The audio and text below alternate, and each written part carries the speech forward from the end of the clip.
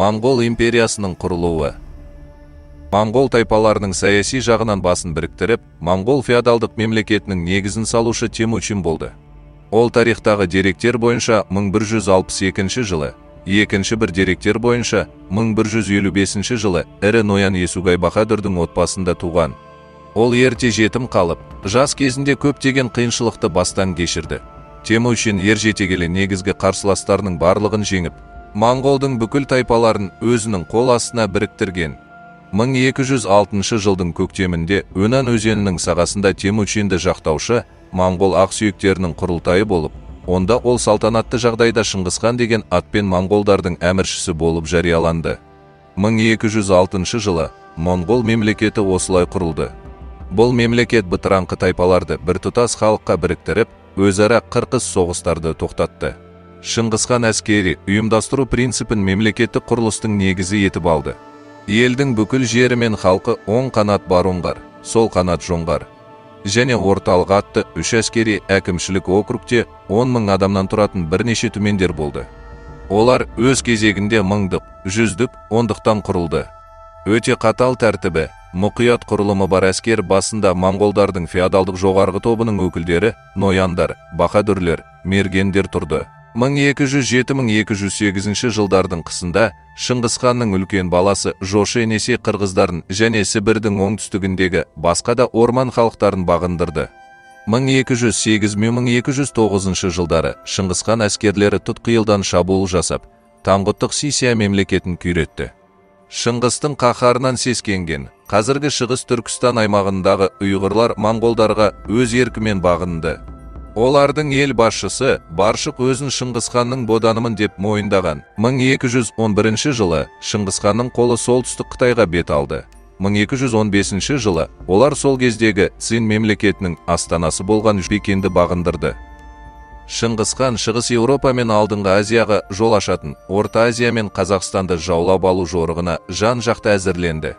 Бұл үшін ол мұсылман көпестерінен моңғолдардың қол астында болған босқындардан мәліметтер алып, Қарақытайлар мемлекетінің, содан кейін Хорезм шахындағы ішкі жағдай мен әскери күштер туралы деректер жинақтады.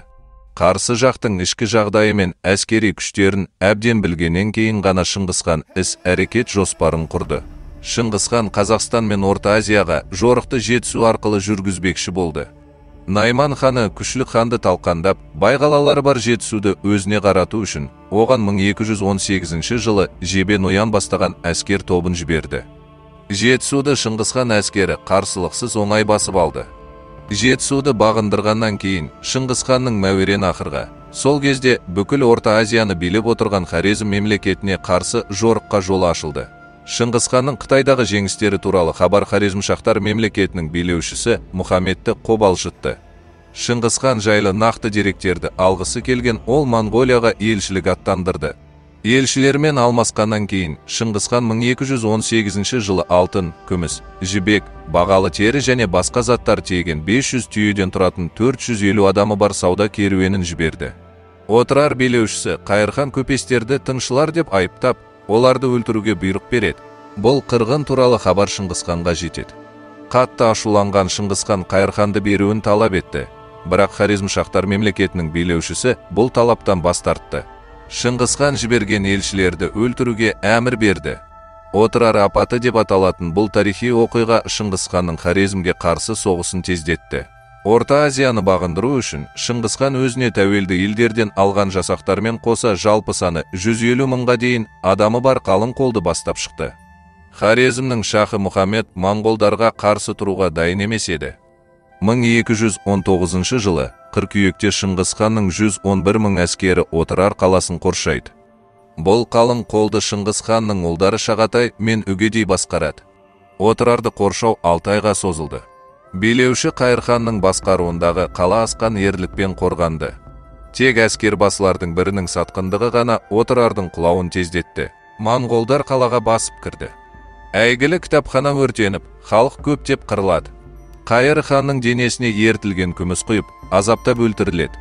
1919-1920 жылдары Шыңғысханның ұлдары Бұхара, Самарқан, Сығанақ, Сауран, Баршын кент, Жент, Үзгент қалаларын бағындырады. 1921 жылы Шыңғысхан әскері Хорезмді, Орта Азияны жаулап алады. Осыдан кейін Шыңғысхан әскерлері Парсы, Ауғанстан, Орыс, Дешті Қыпшақ жерлерін жаулап алады. 1224 жылы ертістегі Шыңғысхан ордасына қайта оралады. 1219-1224 жылдар аралығында Шыңғысхан Қазақстан мен Орта Азияны жаулап алып, өз империясының құрамына қосады. 1227 жылы Шыңғысхан қайтыс болды. Алайда, Моңғол жаулап алушылығы мұнымен аяқталған жоқ. Шыңғысхан ұрпақтары оны одан әрі жалғастырды. Ұлыстардың құрылуы. Шыңғысхан тірі кезінде ақ, ұлдарының әрқайсысына жер үлесін бөліп берді. Үлестірілген жерлер ұлыстар деп аталды. Кіші ұлы Төле әкесінің жері Монғолияға иелік етті. Қазақстан аумағы үш үлкен ұлының ұлыстары құрамына енді. Шыңғысханның үлкен ұлы Жошының үлесі ертістен батыста Еділге дейінгі, Әмудария мен Сырдарияның төменгі ағыстарындағы жерді алып жатты. Шағатай иеліктері оңтүстік пен оңтүстік шығыс Қазақстанды, бүкіл орталық Азияны қамтыды. Өгеде ұлысына Қазақстан аумағынан Жетісудың солтүстік шығыс бөлігі өтті. Жетісуда үш Моңғол ұлысының шекаралары түйісті.